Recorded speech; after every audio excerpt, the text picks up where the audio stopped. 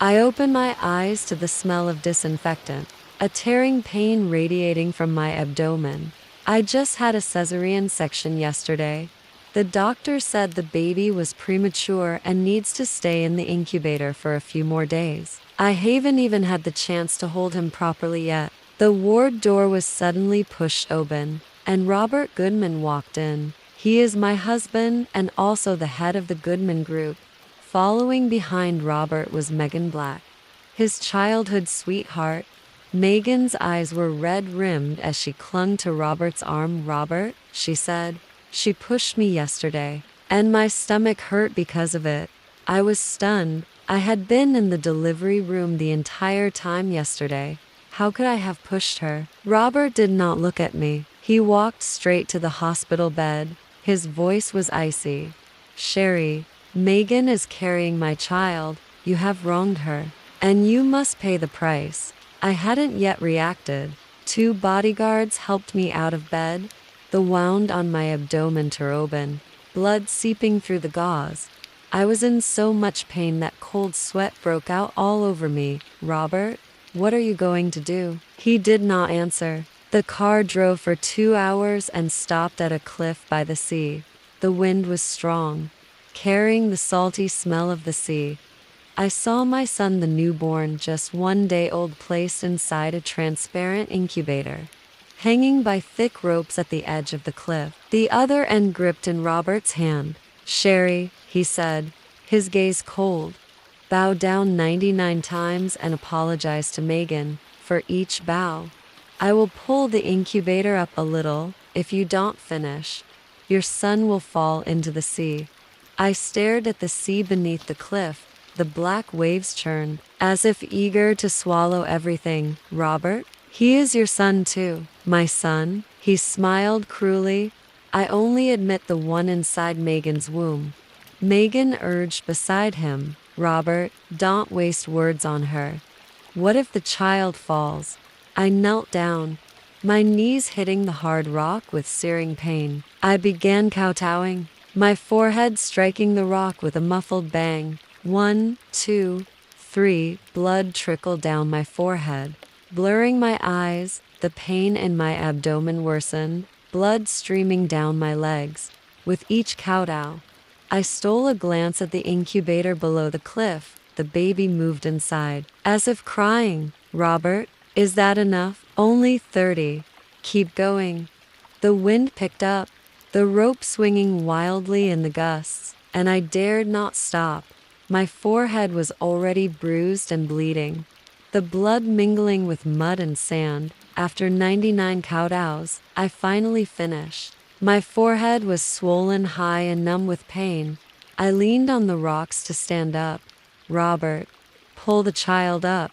He looked at me, then suddenly let go, the rope sliding down with a whoosh, the incubator plunging into the sea. "No." I lunged forward frantically but was held back by the bodyguards. I watched the incubator fall into the black waves, instantly swallowed whole. My vision went dark, and I nearly fainted. At that moment, the sound of a helicopter approached. It was Ryan Lewis's rescue team. He has been my childhood friend and is also the captain of the maritime rescue team. "Sherry," he called as he jumped from the helicopter. I got the message and came right away. The team members dived into the sea.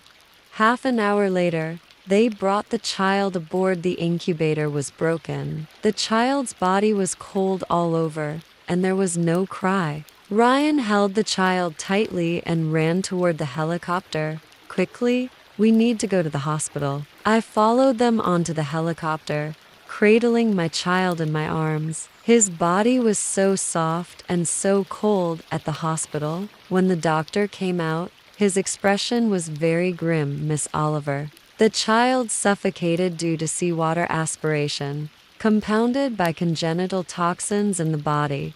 He is currently unconscious and may become a vegetative patient.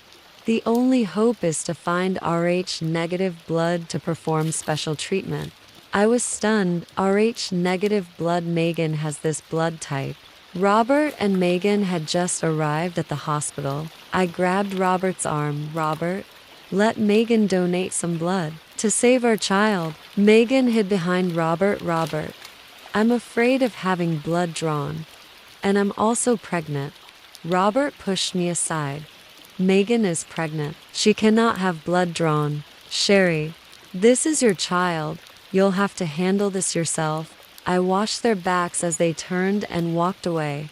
My heart sank bit by bit. The child lay in the ICU. The doctor said he could survive at most 3 days. I had to get Megan's blood. I found Robert. He was preparing for the Goodman Group's anniversary banquet. Robert, as long as you allow Megan to donate blood, I will agree to anything. He looked at me, a cold smile tugging at the corner of his mouth. Very well. So at the anniversary banquet, I'd like to see you wearing this blood-stained dress. He threw me a white gown, stained with an unknown red liquid. From the banquet hall's entrance, crawl to the main table.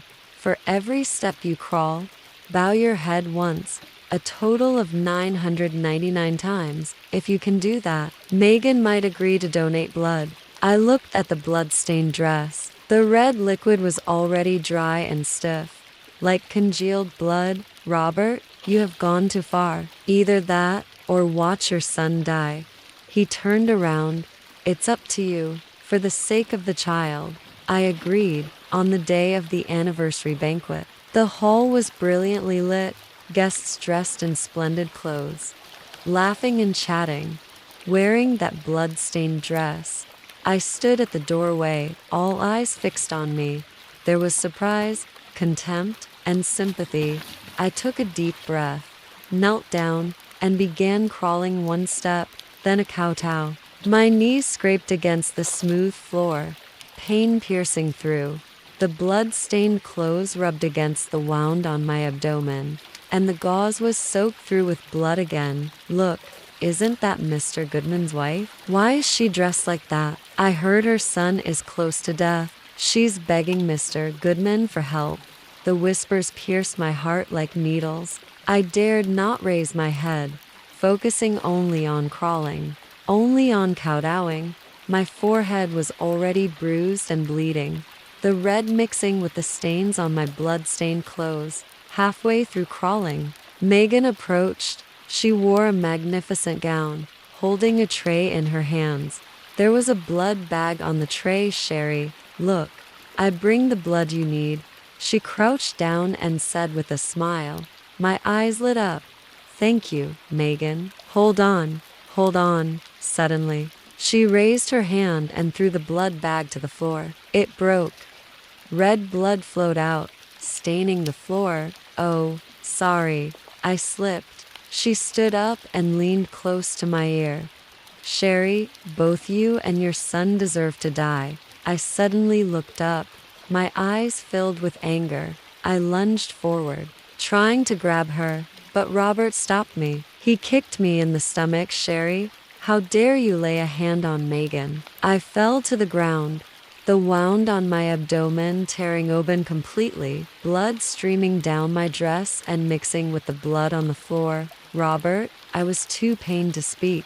At that moment, my phone rang. It was the hospital calling. Miss Oliver, there's trouble. The baby is crashing. His vital signs are deteriorating. There's at most 1 hour left. I struggled to stand up.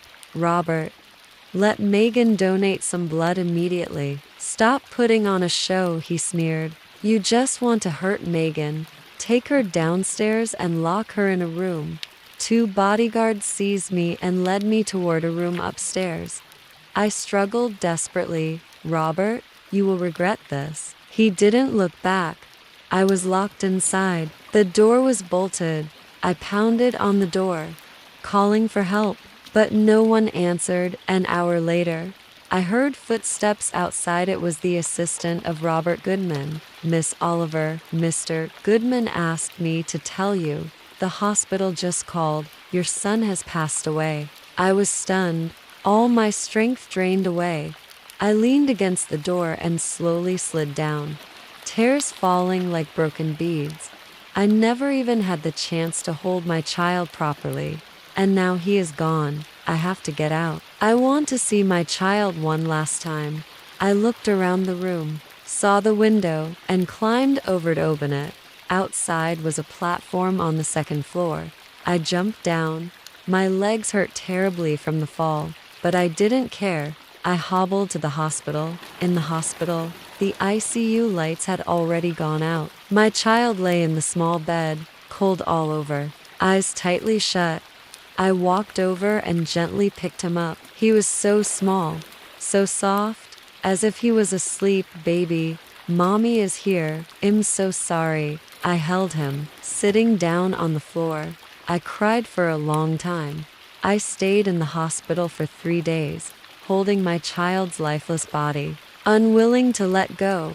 The doctor urged me to lay the child to rest. I won't listen. This is my only child. I can't leave him all alone. On the 4th day, I held the child and went to the morgue, looking for a place where he could be properly cared for. Outside the morgue, I overheard the nurses talking. Did you know? The premature baby had chronic toxins in his blood. It seems someone deliberately fed them to him. So pitiful he died just a few days after being born. Chronic toxins? Deliberately fed? My entire body froze. Who was it? Megan Black? Or Robert Goodman? Holding the child, I walked toward the villa. I needed to find out the truth. In the villa, Megan sat on the sofa, stroking her belly, a triumphant smile on her face.